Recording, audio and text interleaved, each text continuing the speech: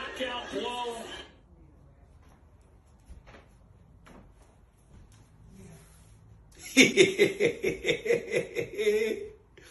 Did you think I forgot about you? Did you think I forgot about you on this Thanksgiving? Did you see that right there? You see that billionaire owner right there? Does he look happy? No, he doesn't. No, he doesn't. You know why? Because that score right there is 33-16. Now, don't think I'm not on it.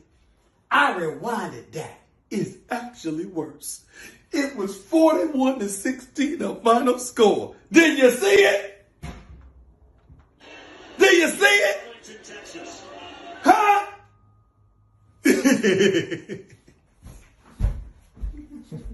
Just when I thought that y'all could have messed up even more, y'all made my Thanksgiving.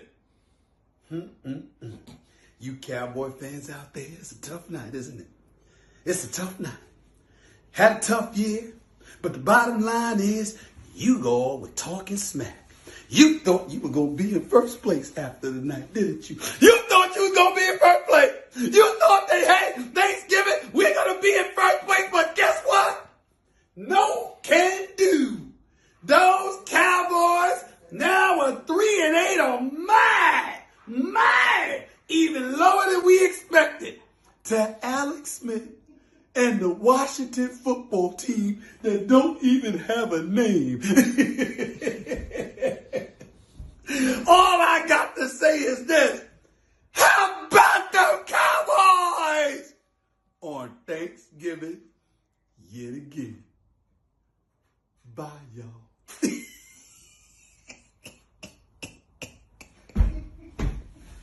Surrounded by people that you care about. Greeny here, and while I'm not surrounded by anybody at the seaport this morning, I've got the football crew ready to go. Take a look, everybody. Jeremy Fowler with the insight on the Ravens. Sanchez is here. Ninkovich wearing a tie. And Bart Scott ready to go as well as we get up with you, starting with Thanksgiving Day action. The Washington football team and the Cowboys on Thanksgiving, and of course the Dallas players and their coaches honoring their strength and conditioning coach Marcus Paul, who died on Tuesday. And then to the action of the game. And the Cowboys would strike in the second quarter. 1st and 10 at the 46. Down 7-3.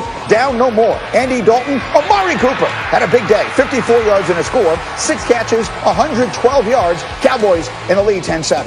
Mike McCarthy then getting aggressive. 5.5 to go in the second. 4th and inches. His own side of the field. They're throwing a pass. Broken up by Ronald Darby. Cowboys turn it over, and it turns into this. Alex Smith, Logan Thomas, Washington up 17-10 at halftime. A lot of defense in the third quarter. Under 5 to go. Washington's up 7. Alex Smith, this is not what he had in mind. Jalen Smith is right there. Looks like he's going to score. But how about the effort from Terry McLaurin? Chases him down and keeps the ball out of the end zone, which proves to be significant because on the ensuing drive, this is the second down play, trying tricky stuff. Cowboys showing no confidence in their offense. That CD Lamb going nowhere. They settle for a field goal, 20-16. Then more trouble. Early 4th and 10. Their own 24-yard line. The Dallas Cowboys run what I think can be described as the worst fake punt in the history of the sport. Actually, we've confirmed it. Hembo looked it up. It is the worst fake punt in the history of the National Football League. Washington takes over, and they're in business, and they will capitalize. 1st and 10 at the Cowboy 23. How about the rookie, Antonio Gibson? There's a 23-yard touchdown, 115 yards on the day. He waves goodbye to the Cowboys' chances. 27-16 is the score. Next Washington possession, 3rd and 6 at the 37. It's Gibson again. It's daylight again. He's the first rookie to score 3 touchdowns on Thanksgiving since Randy Moss. Washington, its 4th win, 41-16. Hey, Mike McCarthy, how about that fake punt?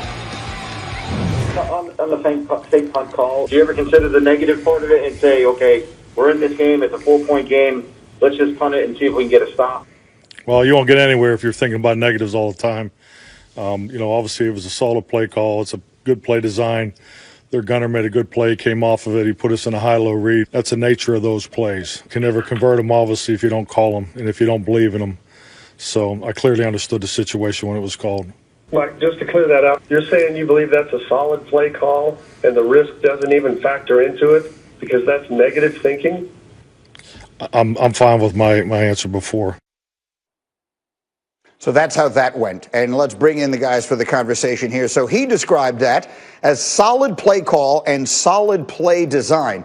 Bart, there were other adjectives I might have used to describe it. What did you think of what we saw from the Cowboys there? See, everybody's a genius until the play doesn't work or it does work. And Bone Jones, or Baby Fossil, what we used to call him, is a genius. And sometimes he can convince these coaches. You have two players on the same play making a great read. You have the guy on the end line of scrimmage not going down and blocking his man. He's holding up the punter who's going to throw the ball. And then you have the gunner that didn't go with the motion and run down blindly to hold up the punter. What was surprising is the fact of the place on the field that they did it. Because if it doesn't work, it turns automatically into at least 3 points for the opposing team. And that's exactly what it did. You know, it stopped them, and then the next play to give up the touchdown. And it was a rash and the beginning of the snowball effect of them losing this football game. So, Ninkovich, let's get into not so much the how, but the why. They run the fake punt. They're running reverses in the red zone. They're running all this crazy stuff. What does that tell you about what the coach thinks of his team? Lack of confidence, number one.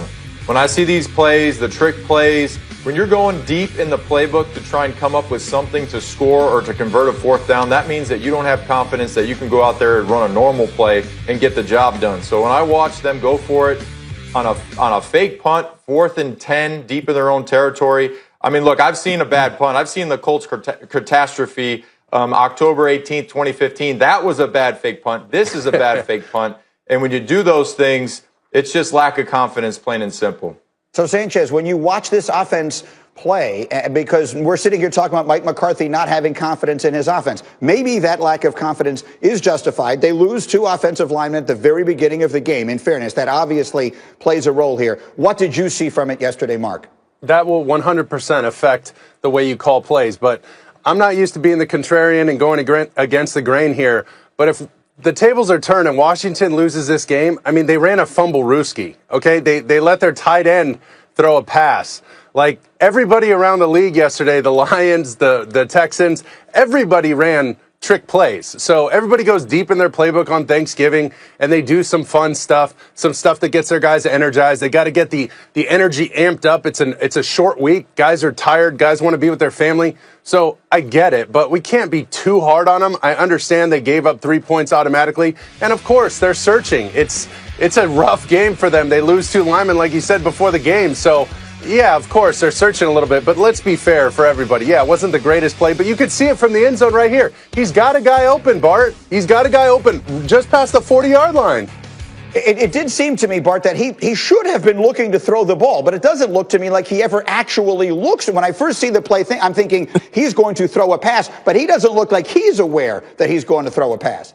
Well, he wanted to throw the pass, but much like CeeDee Lamb's play, the intended receiver was covered. And they tell you if the receiver's covered, you have to go ahead and run it. So you give yourself 2 options, and they pulled them up. You look at it, the gunner never went down with them. And listen, it was one of those things where you're a genius if it works, and you're an idiot if it doesn't. So, you know, Bone Jones and McCarthy's going to be idiots for the day, but you don't stop yourself from making these plays because when they work, they're usually huge chunk plays. They were trying to spark this team. You think about a team that has no offensive lineman. You can't believe in Ezekiel Elliott because they can't get the push off the ball, so you get desperate. You know, Brian Billy, you say it all the time. You know, you kind of fooling with trickery sometimes, and sometimes, you know, it makes something out of you and me. Yes, exactly. I get it. And so, Ninkovich, I mean, let's talk about the Cowboys for a minute. And granted, they've had a lot of terrible things happen. They had the tragic event of this week. They lost Dak Prescott early in the season. They've had a variety of injuries. And again, lose the 2 linemen at the beginning of the game yesterday. But they play in the worst division that maybe we've ever seen. And yesterday, they were practically knocked out of that race. What are the Dallas Cowboys, Rob Ninkovich, right now?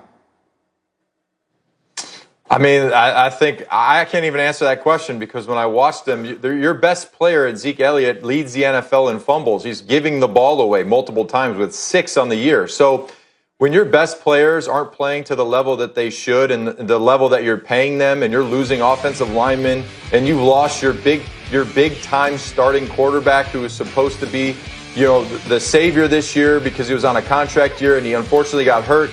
It just deflated the sales, and basically the Cowboys team, Jerry Jones, is up there in his box beating up his chair that he's sitting on because he's watching everybody go down with injuries, watching bad football on fourth down, fake punts. Mike McCarthy looks like he doesn't have control of that team. Looks like he might not be the coach there next year.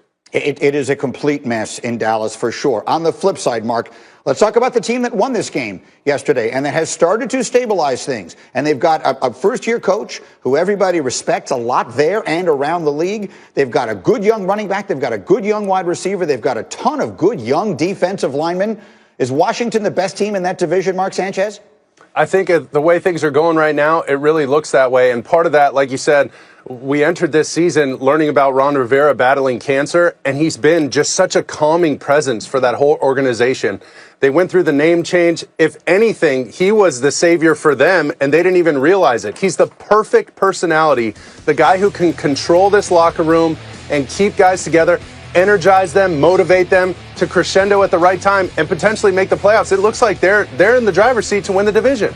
Feels that way. And Bart, I know that you like their quarterback. If you look around that division, he's the one you trust? Well, that's a